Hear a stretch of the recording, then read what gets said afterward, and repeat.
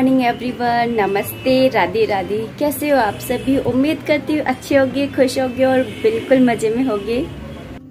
आज मेरे पास में कद्दू और लौकी है, तो इन दोनों की ही मिक्स करके सब्जी बनाऊंगी। तो खट्टी मीठी सी सब्जी बहुत ही अच्छी सी बनती है, तो चलिए बना लेते हैं।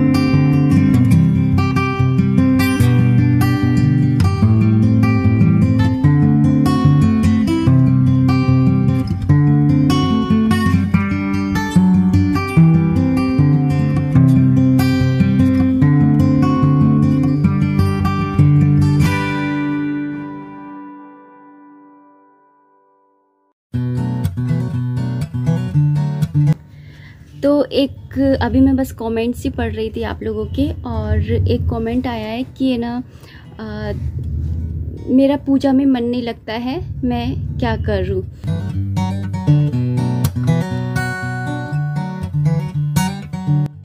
प्लांट्स देखने में कितने सुंदर लगते हैं ना, जहाँ पर भी रखते हैं वहाँ पर ना जान डाल देते हैं।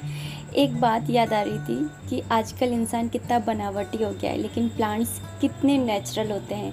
आजकल बनावट, दिखावट, सजावट, इन्हीं के कारण ही तो है लाइफ में गिरावट। अगर ये सब चीज़ ख़त्म हो जाए तो लाइफ में से गिरावट भी ख़त्म हो जाए। एक बार एक सेठ था, उसके पास बहुत सारा पैसा था। सेठ नाम से ही लग रहा है कि भाई वो बहुत अमीर आदमी रहा होगा। तो वो सेठ था और उसके पास में बहुत सारा पैसा था, लेकिन उसका ना पूजा पाठ में कहीं मन ही नहीं लगता था। कहीं पर भी जैसे कोई कथा हो रही होती थी तो वो वहाँ पे 5 मिनट से ज़्यादा बैठ ही नहीं पाता था। वहाँ से बैठता और उठ के और चला आता। घर पर भी वो कोई पूजा पाठ नहीं करता था। बहुत अमीर था, लेकिन पूजा पाठ करने में उसका बिल्कुल भी मन नहीं करता था, उसका बिल्कुल मन ही नहीं लगता था। तो एक बार वो साधु महाराज जी आए थे उनके गांव में। तो वो साधु महाराज जी के पास गया और साधु महाराज जी से कहने लगा कि महाराज जी मैं क्या करूं, मेरा पूजा पाठ में मन ही नहीं लगता। मैं जानता हूं कि पूजा पाठ करना अच्छी बात होती है और करनी भी चाहिए, लेकिन मेरा बिल्कुल भी मन नहीं लगता पूजा पाठ में। मैं ऐसा क्या करूं कि मेरा मन लगने लगे। तो महात्मा जी ने अपने मन ही मन में सोचा कि ये जैसे मेरे पास आया है, ऐसे और भी साधु आते होंगे और ये उनके पास में भी जाता होगा, और सब कोई ना कोई उपाय बता ही देते होंगे। तो इस बार उन्होंने ना उसे कोई उपाय नहीं बताया। उन्होंने उससे कहा कि अपना हाथ दिखाओ। उन्होंने सेठ जी ने कहा कि मैं आपसे पूजा पाठ के बारे में पूछ रहा हूँ और आप हाथ देखने की बात कर रहे हो। तो जो साधु महात्मा जी थे उन्होंने कहा कि मुझे हाथ देखने आता है, आप मुझे हाथ दिखाइए। तो उसने अपना हाथ आगे बढ़ा दिया। हाथ देख कर के साधु महाराज जी ने कहा कि आपकी 10 दिन के अंदर मौत होने वाली है, आप मरने वाले हैं 10 दिन के अंदर। सेठ जो था ये बात सुनकर के शॉक्ड हो गया। वो घर पहुंचा, बहुत ही ज़्यादा सैड था, बहुत ही ज़्यादा मतलब परेशान हो गया।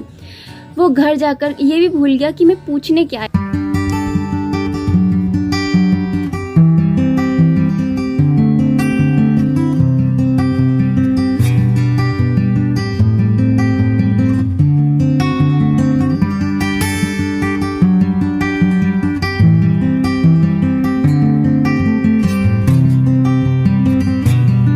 10 दिन हो गए, 10 दिन के बाद में भी उसकी मृत्यु नहीं हुई।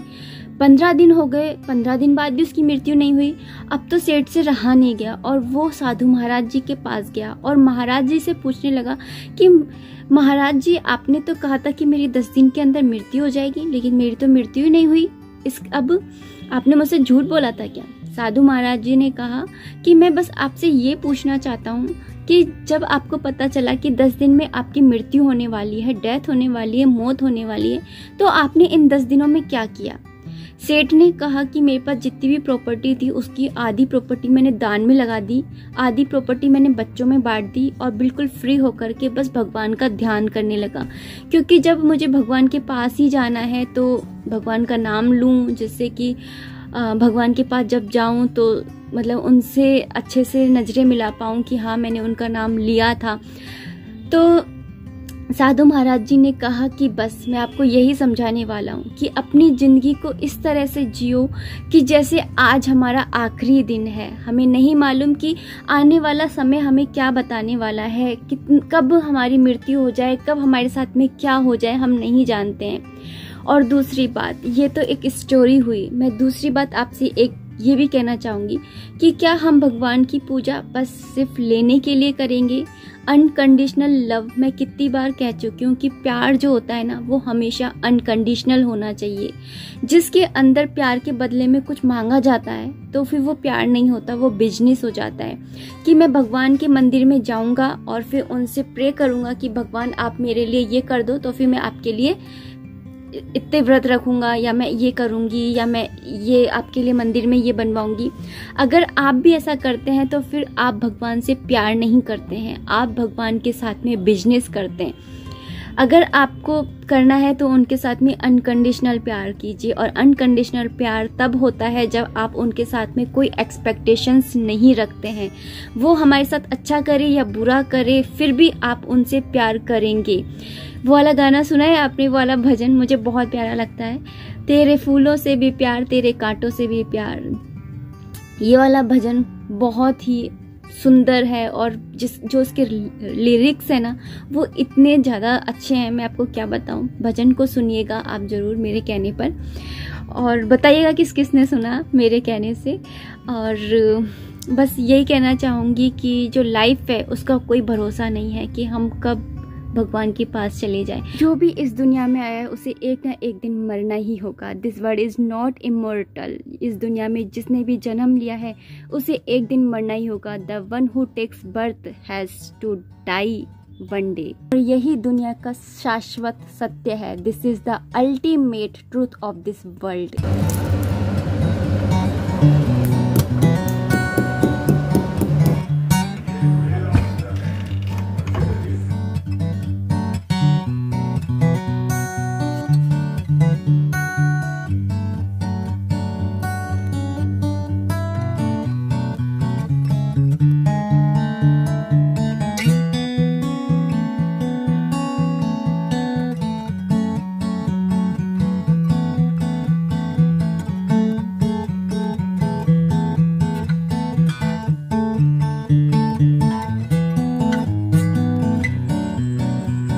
आस्था तुम्ही से है, वास्ता तुम्ही से है, जिंदगी को सुगंधित करने वाला रास्ता तुम्ही से है। Look back and thank God, look forward and trust God. मन का झुकना बहुत ज़रूरी है, केवल सर झुकाने से भगवान नहीं मिलते।